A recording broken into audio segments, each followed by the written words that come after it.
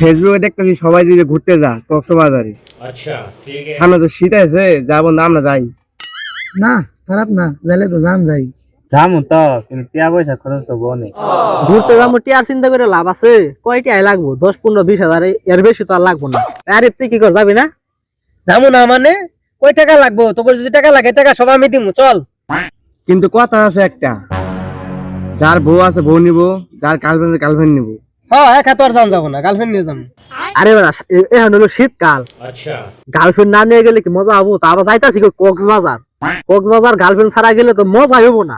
বুঝলাম তো গার্লফ্রেন্ড নিলে মজা হবো, কিন্তু তোমার তো গার্লফ্রেন্ডই নাই। এটা কি শুনাইলি?